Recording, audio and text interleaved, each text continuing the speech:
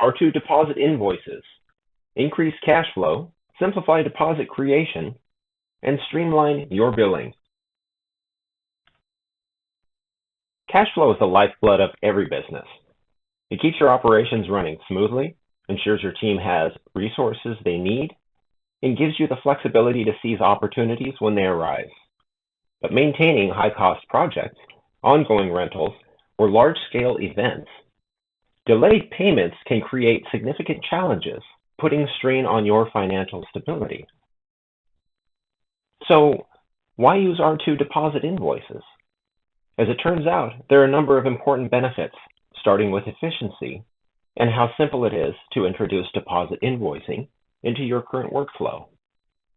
By providing actual deposit invoices and not simply asking for a deposit, the deposit invoice becomes a professional addition to your R2 workflow. And finally, the purpose of a deposit is to help you secure upfront payment and improve your cash flow. This becomes an effective tool when dealing with high-value projects, custom orders, and ongoing services. That's where R2 software steps in. R2's deposit invoice feature is designed to help businesses like yours secure payments up front, reducing your financial risk and improving cash flow. With R2, you can easily collect and track advanced deposits on orders, generate professional invoices for your customers, and ensure that every payment is accounted for, all with just a few clicks. In this webinar, we'll explore how R2 makes deposit management seamless, how it can help you maintain a positive cash flow, and how you can leverage its tools to enhance your overall financial health.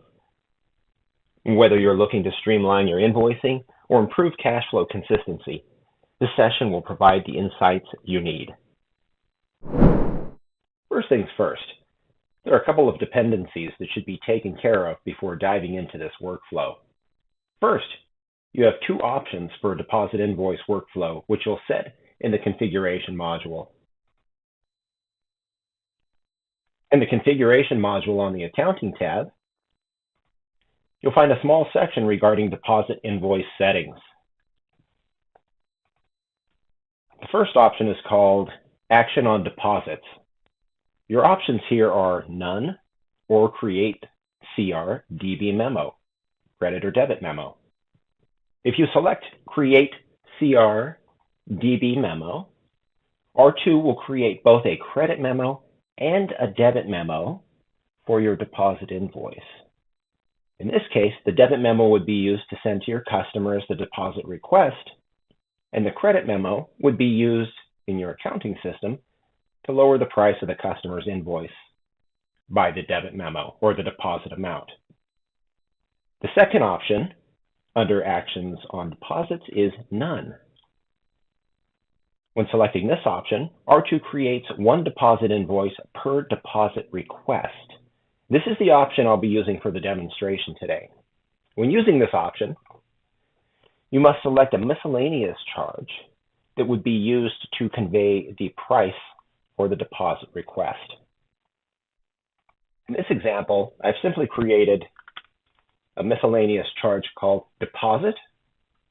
I'll double-click to tag that, and I say OK. That will show up here. Now when I send a deposit request to a customer, the invoice will have a line item using this miscellaneous charge to convey the deposit invoice amount. The second dependency is to modify your invoice print templates to include the deposit amount and even perhaps the balance due, so that the deposit can be reflected as applied to your customer's invoice. I'll note this again when we get to the printing section. Let me jump into the account screen and in order that I've already set up for this.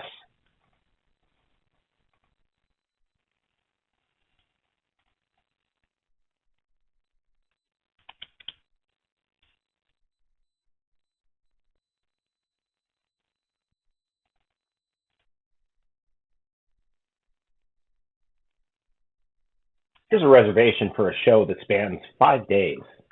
To keep things simple, I've added one kit with a daily price of $100, which gives us a total of $500 for the order.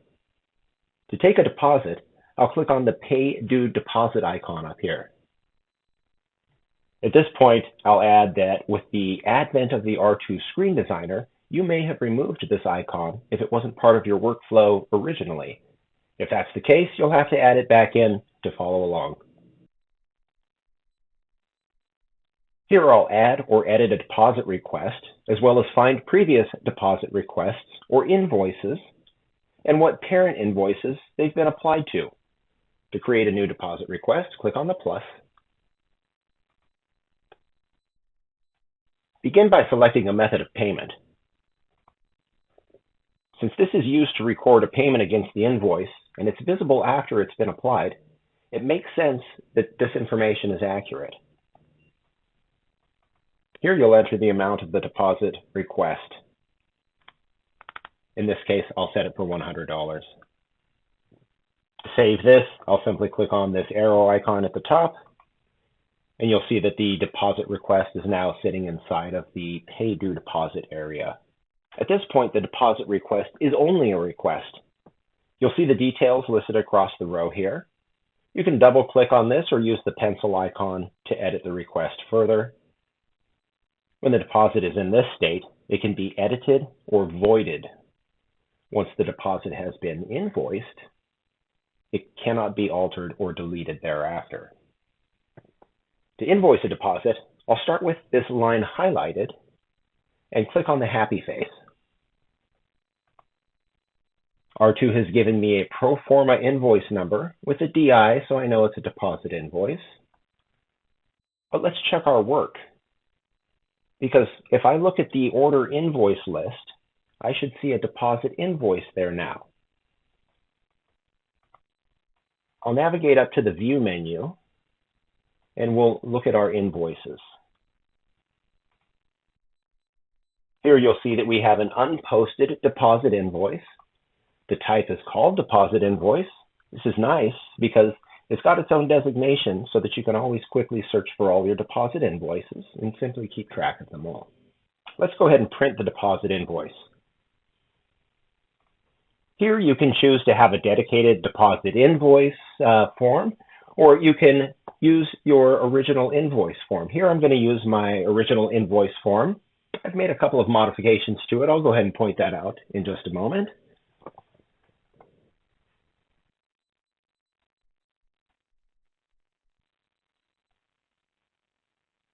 Here you'll be able to see the deposit miscellaneous charge that's been used to convey the $100 deposit request. Down at the bottom here, you'll notice that I've enhanced my form print by adding a deposit amount as well as a balance due amount, which will be helpful once we apply this deposit to the customer's invoice.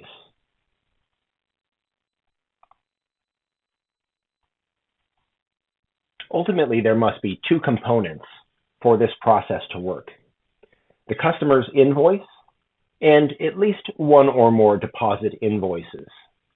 The idea is that once we have the customer's invoice, we can take this deposit invoice and apply it to the balance on that customer's invoice, thereby reducing what they've paid with a deposit. There's no right or wrong way with respect to creating the customer's invoice or the deposit request first. The one thing that does need to happen is that the deposit invoice must be posted before it can be applied to the customer's open invoice. I'll go ahead and create the customer's invoice now so that I have it handy for the next steps.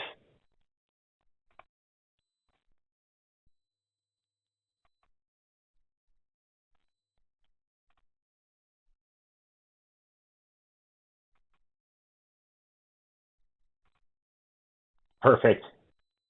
Now I'm going to hit fast forward and post the deposit invoice. I'll be right back here in a moment. Okay, I'm back in here in the same order and the same invoice list from a moment ago, and there's a couple of changes. First one, the deposit invoice now shows as posted.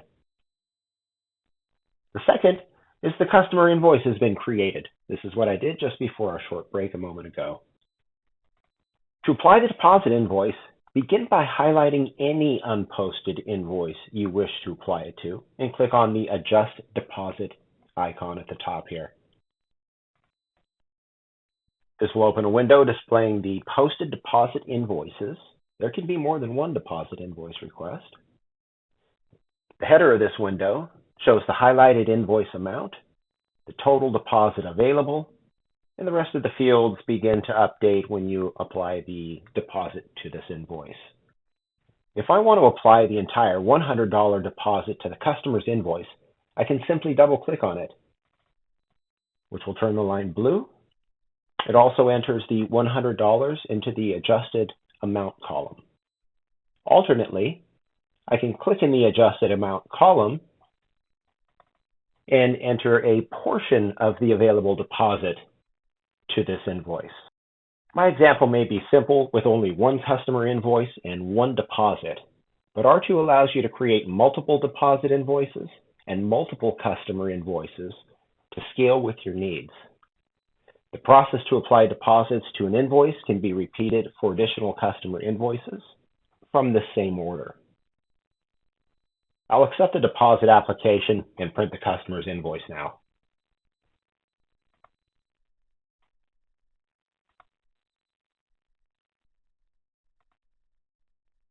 Here you'll see that the picture is complete. We can see the total invoice due down at the bottom in the total field here.